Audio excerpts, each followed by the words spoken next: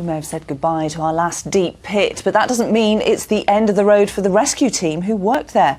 Mines Rescue used to have bases at every colliery. Today their focus has shifted to other industries. The specialist training and equipment is proving invaluable for power stations and water companies alike. Our business correspondent Danny Hewson has been to meet some of the team. So I'm going to pass out rubble back and let's get a train going here. A collapsed tunnel, a worker trapped underground. Right, do you want to come back out then and then we'll start to think about advancing. Today is just a training exercise. Dave, you've got a fire, can you get on that please, straight away? But for decades these teams served our deep pits, working in the most inhospitable conditions. So what now? The industry has all but ended. Over the years, the service had already begun to diversify. Now, although Kellingley has closed, the mine rescue team that was based there is still going strong. We find that our unique knowledge of working in confined spaces is applicable to many industries. So the energy industry, nuclear power, oil and gas.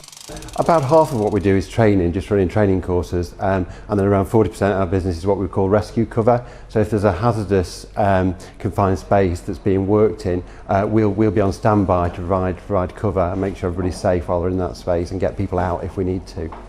There are still 26 sites around the country, and like the team which was based at Kellingley, many of the men are former miners recruited for their unique experience. Especially the safety side, it's second nature underground. You can't afford to be unsafe, and we just take them skills more or less straight over. So yeah, it's a good move for everybody. And with over 1,000 abandoned mines and 33,000 mine entries in Yorkshire, it shouldn't be a surprise to learn that coal still provides a significant part of the team's workload. When we get a collapse, which we get maybe 100, 200 collapses in Yorkshire a year, or shallow working, what we do is we get our people out on site within a couple of hours to make it safe.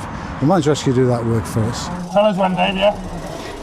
The Kellingley team is now moving to a new facility just a couple of miles away, a new chapter for an invaluable service.